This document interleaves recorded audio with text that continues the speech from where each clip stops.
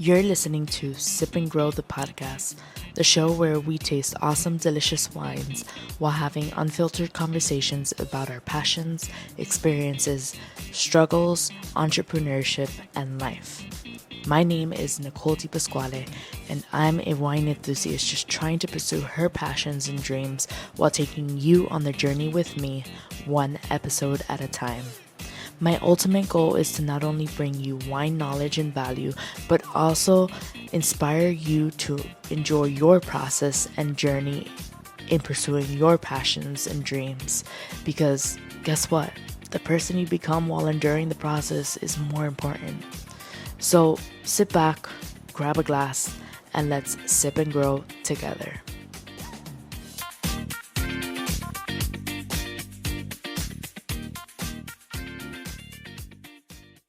Hi guys, welcome back to another episode with me, your host, Nicole Di Pasquale, here on Sip and Grow. It's actually a little chilly today. It's currently 6:45 on a Sunday, and around this time it gets it's not hot, but the sun's out, and like you can be out here with like a t-shirt, but I literally came out in a t-shirt and was freezing, so I went back in and I put this on just because the wind is winding today, and also it's a little chillier than normal around this time, which is cool, but at the same time I don't appreciate it because my hair is probably like 70% dry right now. So we're just crossing our fingers that I don't get sick, but it'll be fine. It'll be fine because today I will be drinking a wine, as always.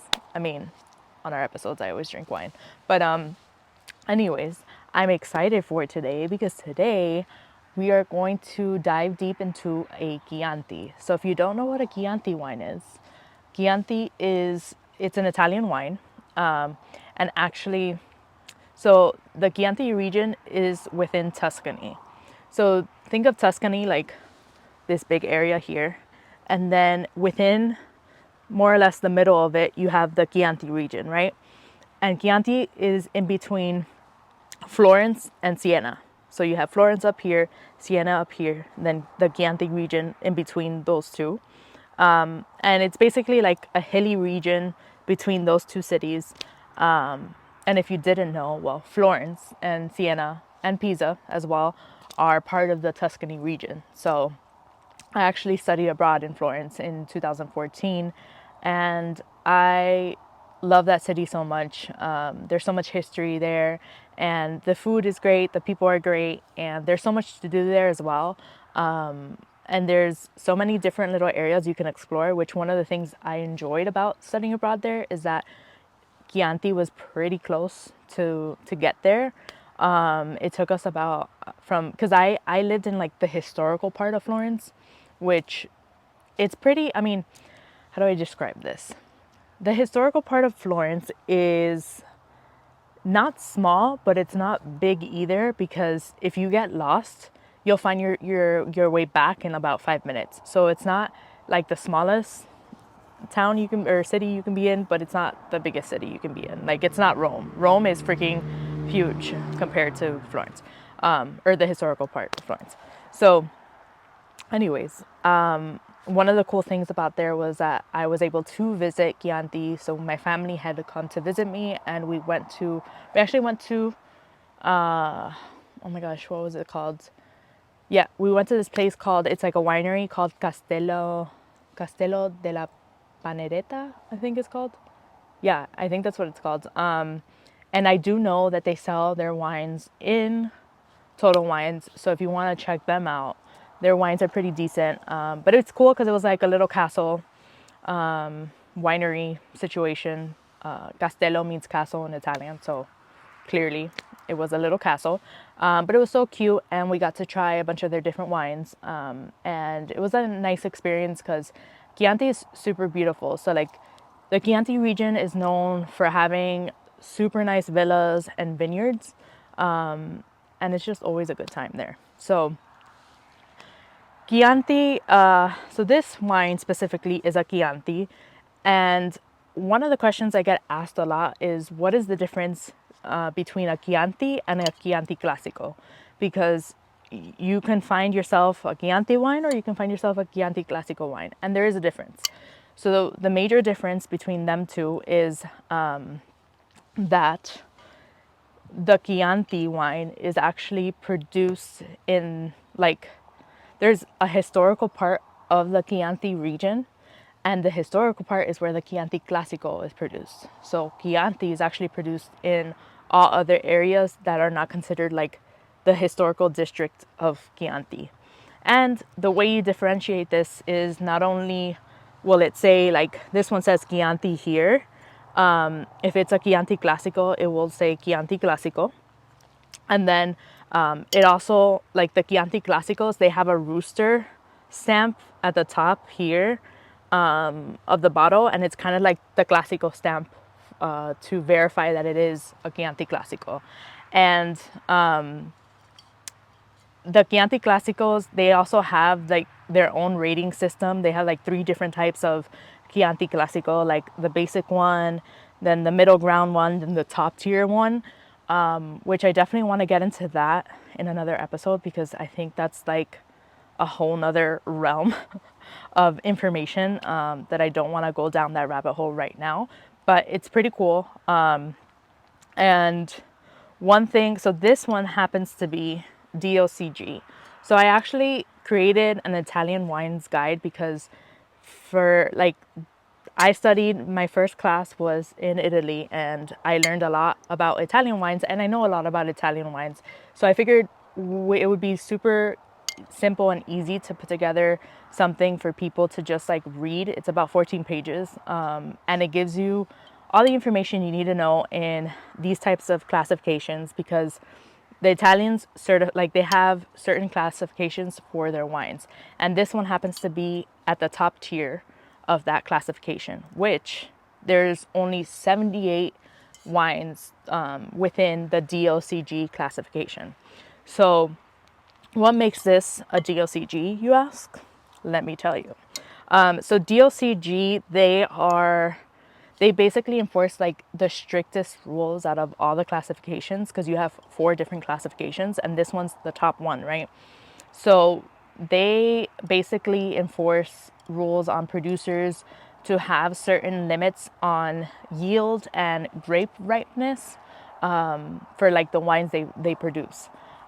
So yield is basically is the measure of the amount of grapes or wine that you produce per unit of per unit area of the vineyard.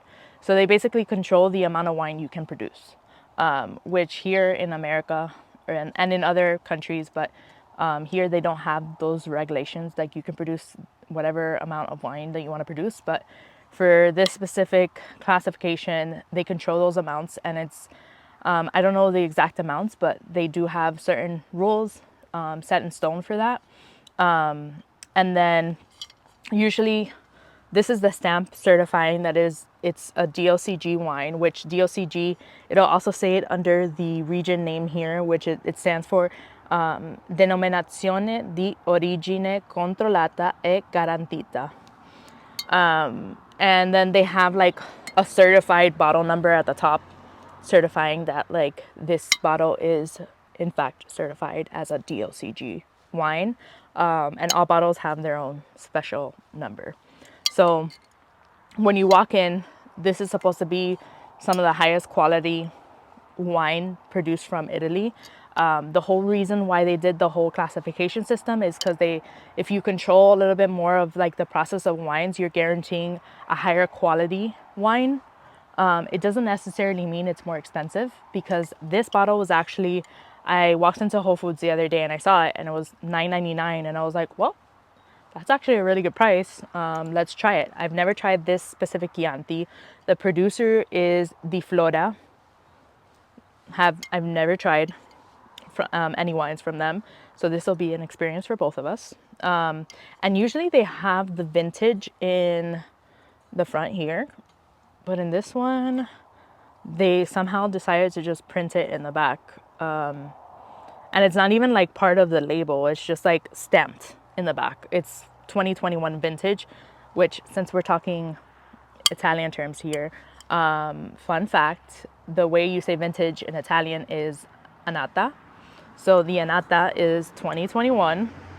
And yeah, I mean, I think when you go for a DOCG, or, I mean, even the lowest tier wine in Italy is still really good. It's just like you're guaranteed top quality when you buy a DOCG wine, is what it is.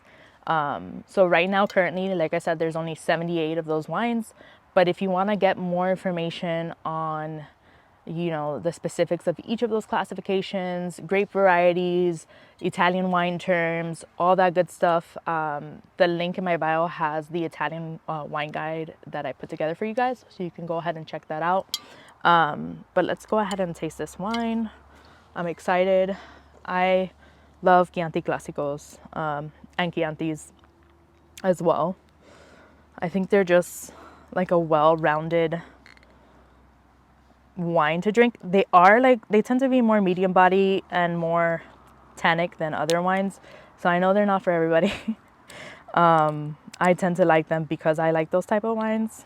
Actually, one of my favorite Chianti Classicos is from a producer called Fontodi, which maybe I'll do when I do the Chianti Classico episode. Maybe I'll bring that one out. We'll see what we find. But anyways, I'm excited for this week because we finally we finally started harvesting our grapes here. And the first grapes we harvested were for our brut. So we already got the juice. Like we pressed the grapes, we got the juice out of the grapes, and then we transferred it to one of our tanks, and now we're just waiting for the fermentation process to start. So that's exciting. This coming week is gonna be rough because we're gonna keep on picking more grapes, and production's just gonna get crazy the next couple of weeks. I'm gonna be probably working like 6 to 7 days a week for the next 3-4 weeks, because that's what harvest is. But it's exciting. It's exciting because I get to learn how the entire process works and kind of share that journey with you guys. So I'm excited for it. Wow, this cork, it's so funny. It's like that weird fake cork that's like half plastic, half cork. I'm cracking up because a guy just passed by freaking filming me filming myself. That's really funny. Well, it is what it is. Anyways, fun times. What a time to be alive. So I would say, since this is more of a medium-bodied wine, I feel like maybe if you give this another year or two, it could be a little bit better. But let's not jump the gun. Let's taste the wine before we say that. But immediately the color, just looking at the color, it's like, it looks really young. Yeah, it's like very ruby red, young looking. Let's see the temperature. I had it at, so more fun facts with Nicole. My wine cooler in the house decided to stop working on me the other day. And I was like, I passed by it and it says 78, and I'm like, sir, what are we doing? It has two sections, like the top section and the bottom section, where you can do different temperature zones. And the top zone said 78, and that's where we had all the white wines. So the white wines were like hot, basically, and I was like, no, this can't be. But the bottom is still working, so I'm trying to figure that out. But now I'm freaking out because today when I looked at it, I had it at 51 degrees this morning, and now before filming it was at 55, and I was like, oh no, is that like breaking down on me too? I hope not, because I really like having a wine cooler to cool my wines. But if not, it's not the end of the world. I can just put them in the freezer. In the freezer. No, don't put your wine in the freezer. I can put them in the fridge and then take them out like 20 minutes before I start filming, and it should like be fine or whatever. Or well, no, it would have to be a little bit more than that. But what I would do is basically put it in the fridge like 20 minutes before filming, so that it can get to like a good temperature.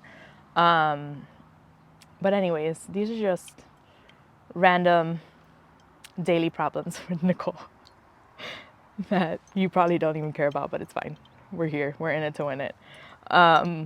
It's at a good temperature though. I feel like it's at it came out from 55, so I feel like now since we've been sitting here, it's probably like 60, which is fairly decent for like a red wine. Let's go ahead and smell this bad boy.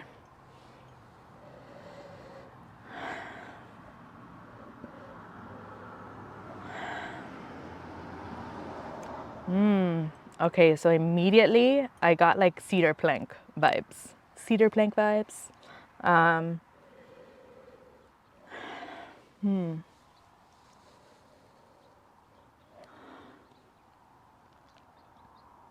Definitely like some licorice in there. With like black cherries. But it's more on the woody side of things, so it's like very like leathery, peppery. And cedar plank, yeah. I'm getting more on the earthy side of things versus the fruit side of things. And there's something else in there that I can't. This is me all the time. I'm like, oh, there's something else. I don't know what it is. And then someone else says it. And I'm like, yeah, that's what it is. But right now, it's only me, myself, and you watching it. So we can't ask anybody directly at this moment, at this time, right now. But it's okay. It's okay. Let's go ahead and taste it. Oh, you know what? It's starting to open up now. Hold on. Is it plum? I think it's plum. Let me give it one more before we try it.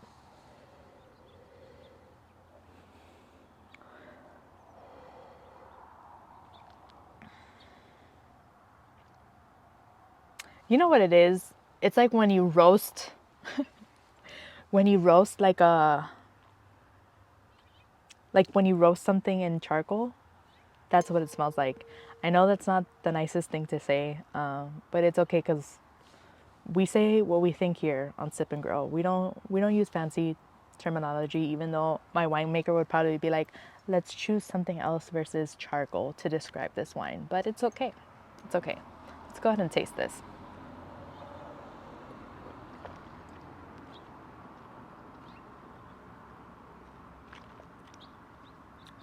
Heavy on the tannins. It kind of like lingers on your tongue before going down. And honestly, for being a Chianti, it's it goes down smoother than other Chiantis. But I wouldn't necessarily call it smooth. What would I call it? It's like velvety, like a velvety texture.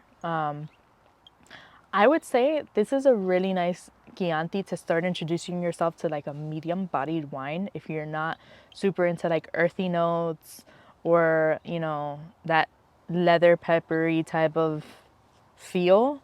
I think this is a good starter for you to start like going towards those type of wines, especially if you're trying to like try a Chianti or a Chianti Classico. I would definitely suggest doing a Chianti first before the Chianti Classico. But that's totally up to you. Let me taste it one more time to see if I get anything else.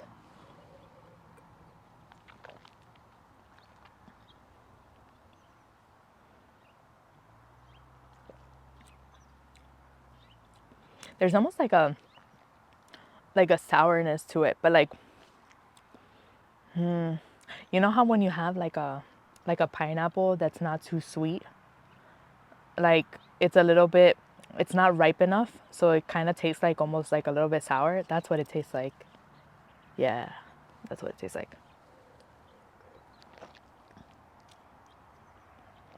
Is there anything else?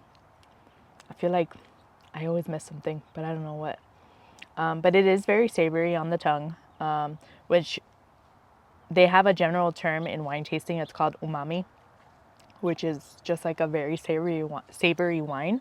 But when you do a tasting, you're supposed to elaborate on that. You're not just supposed to be like, I mean, you can say whatever you want to say, but usually, like, you need to be a little bit more descriptive with your words. And instead of just saying like umami or savory, you're supposed to say like what it reminds you of. But right now, it's like I want to sit here for 5 more minutes and analyze it, but like also I don't want to sit here in silence with you for 5 minutes just analyzing it because, you know, why are we gonna sit in silence? I mean, we can if you want to, but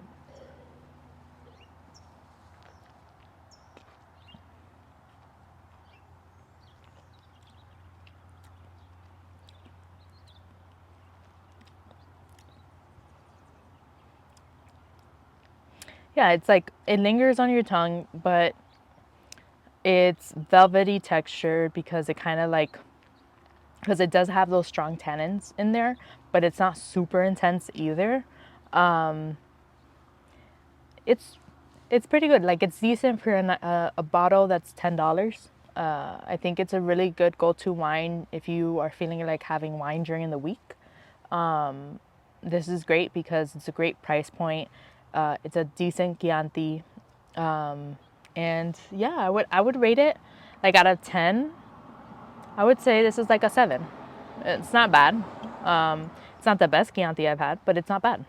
I would definitely make this is a good like everyday type of situation where you don't want to spend a lot of money on wine, but you want to have a good wine. I would definitely go for this. So, with that said, make sure you check out that Italian wine guide that I have in my stand store. It's in the link in my bio on my social media and on the Sip and Grow podcast social media. If you haven't already, download this wine tasting aroma wheel. It's super helpful. It's a great starting point for you getting familiar with certain elements. I know I myself need to start tasting or exploring different types of foods and scents, just so that I can expand my tasting notes and knowledge, because I want to start, using other things versus just like the common things that we all know on the daily. So yeah, it's good. It's a good practice to start like smelling different perfumes or flowers or oh, this has like a flowery. That's what it is. It has like a flowery taste. That's what it is. But overall, it's always good to explore different types of foods, scents, and just kind of expand your knowledge so that your tasting notes could also grow and be better each time you taste a wine. Anyways, I really hope you enjoyed this episode. Please go ahead and rate or comment the podcast. It helps me continue to bring you guys these episodes, and I would love to hear from you. So send me a DM, comment on the videos, send me an email, whatever it is, positive, negative. I take all feedback seriously, and I appreciate all feedback because it's the only way I can get better at delivering these videos for you guys. So I love you and I appreciate you. Thank you so much for tuning in, and I can't wait for the next episode.